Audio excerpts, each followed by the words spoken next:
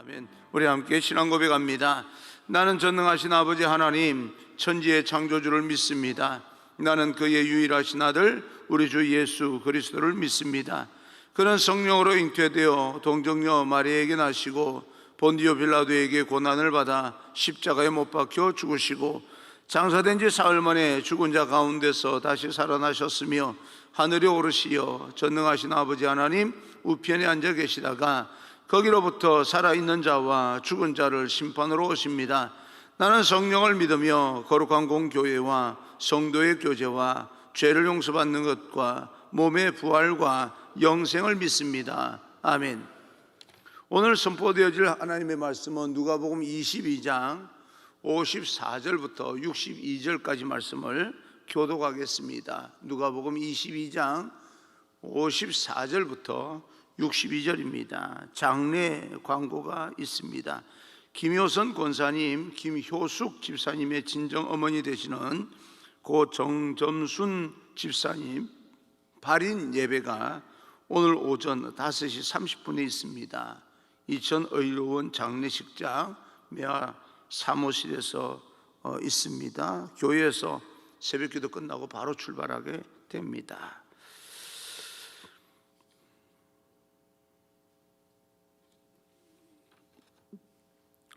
교독하겠습니다. 예수를 잡아 끌고 대제사장의 집으로 들어갈새 베드로가 멀찍이 따라가니라. 사람들이 뜰 가운데 불을 피우고 함께 앉았는지라. 베드로도 그 가운데 앉았더니 한 여종이 베드로의 불빛을 향하여 앉은 것을 보고 주목하여 이르되 이 사람도 그와 함께 있었느니라 하니 베드로가 부인하여 이르되 이 여자여 내가 그를 알지 못하노라 하더라. 조금 후에 다른 사람이 보고 이르되 너도 그 도당이라 하거늘 베드로가 이르되 이 사람아 나는 아니로라 하더라. 1시간쯤 있다가 또 한 사람이 장담하여 이르되 이는 갈릴리 사람이니 참으로 그와 함께 있었느니라. 베드로가 이르되 이 사람아 나는 내가 하는 말을 알지 못하노라 하고 아직 말하고 있을 때에 닭이 곧 울더라. 주께서 돌이켜 베드로를 보시니 베드로가 주의 말씀 곧 오늘 닭 울기 전에 내가 3번 나를 부인하리라 하심이 생각나서 같이요 밖에 나가서 심히 통곡하니라. 아멘. 우리 앞뒤 좌우 인사합니다. 축복합니다. 성령 충만 행복하십시오. 인사합니다. 성령 축복합니다. 성령 충만 행복하십시오. 오늘은 무지와 자만심의 엄중한 대가라고 하는 제목으로 여러분과 함께 새벽에 주신 하나님의 음성을 듣겠습니다. 겨울이 지나고 봄이 오면 우주 만물이 그렇게 예쁘게 변합니다. 아주 녹색이 굉장히 예쁜 그런 녹색으로 이렇게 올라옵니다. 나뭇잎들도 하나님께서 주신 예쁜 색으로 탈바꿈하고요. 꽃들도 아름답게 피어납니다. 그리고 나서 곧 여름이 오면 유익한 열매를 맺으면서 풍성한 그런 가을을 꿈꾸게 만듭니다.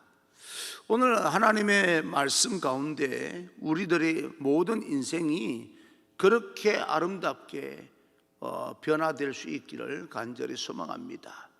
힘들고 어려운 그런 시간만 있는 것이 아니라 그것이 지나고 나면 또 인생의 봄이 오고 여름 풍성한 열매를 맺을 수 있는 그런 여름이 오고 또 가을에는 그것을 거두어들이는 아름다운 그런 인생이 되기를 간절히 소망합니다.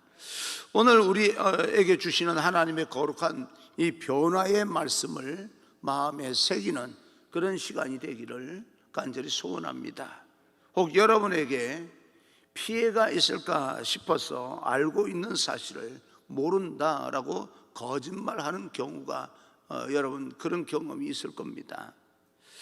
우리는 이러한 거짓말을 하지 않는다고 생각하지만 사실은 굉장히 많은 우리 인생 가운데 굉장히 많은 부분이 거짓말로 이렇게 되어 있다는 것을 우리는 조금만 생각을 해도 알 수가 있습니다. 저도 가만히 생각을 해보면 나에게 좀 불리하다라고 싶으면 사실을 왜곡하려고 하거나 아예 거짓말을 하는 그런 경우도 굉장히 많이 있었습니다. 어릴 때는 그런 경우가 참 많지 않습니까? 실컷 놀다가 집에 들어가면 친구 집에서 공부하다 왔다 그러면 부모님들이 일절 말씀하지 않는 그런 경우도 많았고, 숙제를 전혀 하지 않았는데도 불구하고 숙제를 다 했다라고 이야기하는 경우가 많았습니다. 왜 그런 거짓말을 하냐라고 그렇게 물으면 그때는요, 어차피 다 할 건데 다 했다고 말하는 게 뭐가 나쁘냐라고 이야기를 합니다. 어차피 다 할 건데. 그러다가 또 숙제를 하지 않고 더 놀다가 결국은 숙제를 하지 않음으로써 그것이 진짜 거짓말이 되어버리는 그런 경우도 학창시절에 많았지요.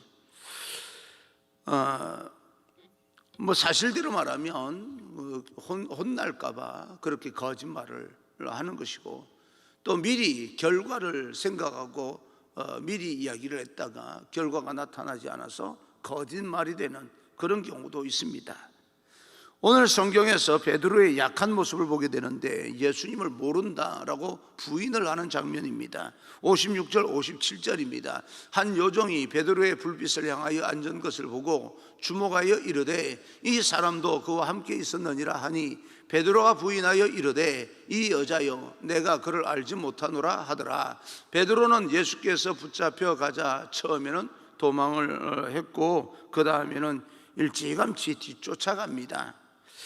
예수님이 신문을 받을 때에 그 신문의 결과를 기다리고 있었는데 그때 한 요정이 다가와서 말을 합니다. 당신도 갈릴리 사람, 예수님과 함께 있었던 사람이 아닙니까? 그때 베드로는 그 이름을, 예수님의 이름을 잘 모른다라고 부인을 합니다.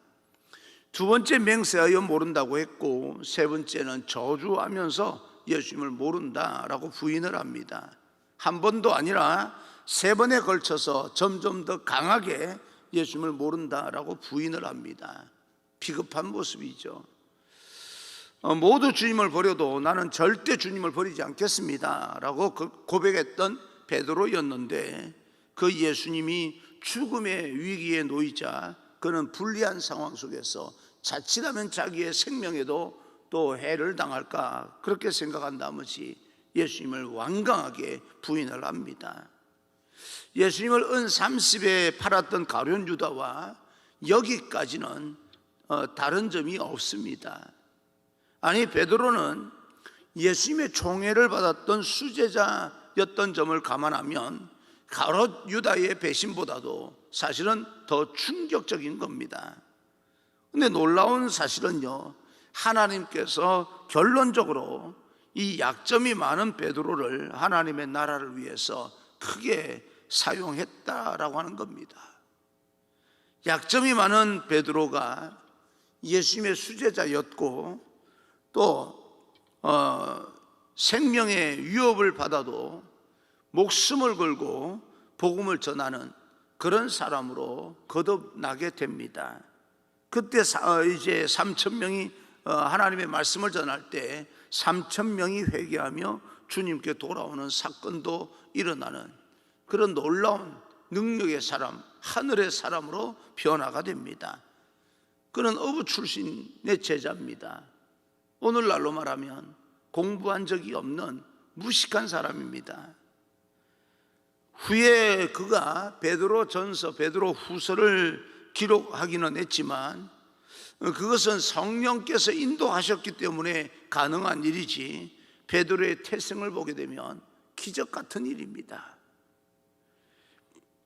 하나님께서 이렇게 약점이 많은 베드로를 사용하신 것에는 하나님의 신비가 그 안에 담겨져 있는데, 하나님께서는 이렇게 부족하고 약한 사람이라 할지라도, 약점이 있고 실수한 사람이라 할지라도 그 사람을 주목하고 계십니다.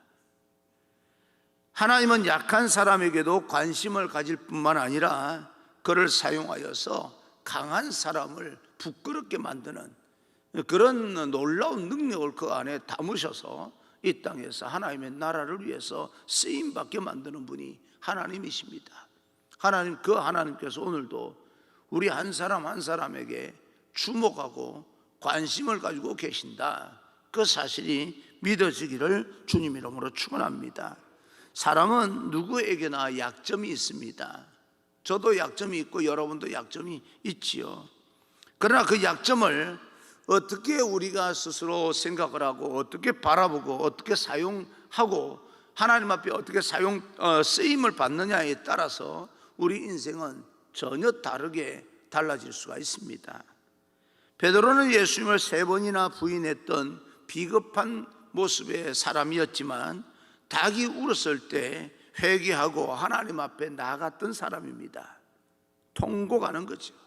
그런 약점이 있었지만 하나님께 나아가 위대하게 쓰임받는 데에는 이렇게 회개하며 하나님 앞에 돌이킬 줄 알았고, 적어도 하나님 앞에서 통곡할 줄 알았던 사람입니다. 한마디로 베드로는 진흙과 같은 그런 사람이다. 너무나 흔해서 사람들이 다 밟고 지나갈 정도의 약점이 많은 사람인데, 건드려도 아무런 해가 돌아오지 않을 것처럼 느껴지는 그런 영향력이 없는 사람이었는데도 불구하고 그는 그 약점을 인정하고 하나님 앞에 통곡하게 될 때 그는 하나님 앞에 위대하게 쓰임을 받는 그런 참 제자 사도가 되는 것입니다. 하나님의 위대한 작품으로 빚어서 사용하신 겁니다. 바로 그런 점이 가룟 유다와 다른 점이다, 그렇게 볼 수가 있습니다. 여러분, 우리들의 약한 모습을 깨닫게 하시는 하나님의 닭 우는 그런 소리가 우리에게도 들릴 수 있기를 바랍니다. 그 울음소리 앞에 우리의 약점이 깨달아지고 내가 하나님 앞에 무슨 짓을 했나라고 싶어서 섬찟 자기 자신의 어떤 그 죄악을 다시 한번 돌아보면서 하나님 앞에 통곡할 수 있는 그런 사람이 된다면 하나님 앞에 붙들려서 위대하게 쓰임받는 그런 귀한 인생이 될 것입니다. 누구라고 할 것이 없습니다. 많이 배워서 위대하게 쓰임을 받는 것이 아니라 하나님 앞에 어떻게 붙들리느냐에 따라서 우리 인생이 위대하게 쓰임받을 수 있냐 없냐라고 하는 것이 결정이 됩니다. 닭 울음소리 들릴 때 예수님께서 뒤돌아보시면서 이 베드로의 눈과 마주칩니다. 누가복음에는 그 장면을 기록하고 있습니다. 61절입니다. 61절, 주께서 돌이켜 베드로를 보시니 베드로가 주의 말씀 곧 오늘 닭 울기 전에 내가 3번 나를 부인하리라 하심이 생각나서, 예수님께서 베드로를 보신다라고 하는 이 동사는 상대방에게 애정을 담아서 이렇게 보는 그런 이제 표현입니다. 예수님께서 베드로를 바라보시면서 마주친 그 눈길은요, 질책의 눈길이 아니라 연약함 가운데, 약점을 드러나는 가운데 힘들어하는 베드로를 이렇게 긍휼히 쳐다보는 그런 눈빛입니다. 그런 거 있지 않습니까? 안타까워서 바라보는 눈과 눈을 그냥 이렇게 힘을 주면서 책망하는 그런 눈빛이 있지 않습니까? 어떤 사람이 나를 바라보는데 이렇게 어떤 독한 마음을 품고 바라보는 것인지, 불쌍하고 긍휼의 마음을 가지고 쳐다보는 것인지는 그 눈빛을 보면 대충 알 수가 있는데, 예수님께서 지금 베드로를 바라보시는 이 동사는요, 긍휼의 마음이 담겨져서 정말 안타까운 마음으로 바라보는 그런 눈빛입니다. 긍휼과 사랑의 눈빛으로 바라보게 된 겁니다. 그리고 그 눈빛을 마주친 순간 예수님께서 너 닭 울기 전에 3번 나를 부인할 거야 라고 하는 그 말씀을 기억해냅니다. 오늘 하루 주님께서 우리를 바라보고 계신다는 그 사실을 잊지 않았으면 좋겠습니다. 이 땅에서 우리가 어떻게 살아가고 있는지는 각자가 살아가는 그 모든 인생은 그렇게 서로 다르겠지만 주님께서 여러분을 이렇게 쳐다보고 계신다라고 하는 것입니다. 그 눈빛을 통해서 하나님께서 우리를 향해 하시는 그 말씀을 들을 수 있는 영적인 예민함이 있기를 간절히 소망합니다. 예수님의 눈빛을 바라보면서 우리 마음속에 내가 어떤 존재인지를 주님의 음성을, 그 영적인 음성을 들을 수 있는 예민함이 있다면 우리는 이 땅에서 얼마든지 다시 시작할 수가 있습니다. 이 베드로는 예수님의 눈빛을 받아들이면서 행동을 합니다. 어떤 행동을 합니까? 62절입니다. 밖에 나가서 심히 통곡하니라. 예수님의 눈빛이 마주치는 순간에 그 마음에 정말 내가 이거 무슨 짓을 한 거지 그러면서 통곡을 합니다. 가룟 유다와 전혀 다른 모습이죠. 진실한 회개의 극적인 표현입니다. 이 말씀의 핵심이 바로 회개입니다. 우리도 통곡할 일이 있지 않습니까? 여러 가지 이유로. 그리고 밖으로 나갔다라고 하는 표현이 있는데, 밖으로 나갔다라고 하는 것은요, 예수님을 부인하는 그 자리를 박차고 일어섰다 그 말입니다. 부인하는 그 자리에 있을 수가 없지 않습니까? 그래서 박차고 자기가 예수님을 부인했던 그 죄악의 자리를 박차고 나가서 그 자리를 이동하여서 떠나서 그는 하나님 앞에 다시 통곡하는 그런 모습을 보이게 됩니다. 과거에 우리가 했던 그런 실수의 자리, 그런 장소, 그런 마음, 그런 걸 박차고 일어나서 다시 한번 하나님 앞에 엎드려 통곡하게 될 때 놀라운 회복이 일어나는 거죠. 사랑하는 성도 여러분, 우리는 과거에 범했던 죄의 자리에서, 그리고 우리의 실수의 자리에서 머물러 있으면 안 됩니다. 박차고 일어나서 하나님 앞에 엎드려야 됩니다. 오늘 예수님께서 우리에게 사랑의 눈빛을 보내시면서 회개하기를 원하시는 그 부분이 혹시라도 생각나시면 외면하지 마시고 베드로가 통곡하며 나갔던 것처럼 우리도 그 자리를 박차고 일어나서 하나님 앞에 엎드려 철저하게 통곡하며 회개할 수 있는 그런 우리 귀한 시간이 되기를 바랍니다. 그리고 실수와 죄를 범한 그 자리를 박차고 나갈 수 있는 용기가 있기를 바랍니다. 믿음의 용기요. 그리고 과거와 과감하게 잘못된 부분은 단절시킬 수 있는 그런 용기가 우리에게 필요합니다. 예수님이 우리를 용납하셨기 때문에 우리는 얼마든지 다시 시작할 수가 있게 되었습니다. 내 인생 거듭나서 이제는 다시 시작할 수 있는 인생이 되었다. 오늘 이 회개와 회복의 은혜, 그리고 과거로부터 박차고 나아가는 믿음의 결단이 여러분 삶 가운데 나타나기를 원하고, 오늘 거룩한 주일 그렇게 예배를 드리면서 하나님을 만나고 다시 마음에 영적으로 통곡하는 그런 귀한 역사가 일어나 새롭게 여러분 인생이 시작되고 하나님 앞에 위대하게 쓰임받는 귀한 시간 되기를 주님 이름으로 축복합니다.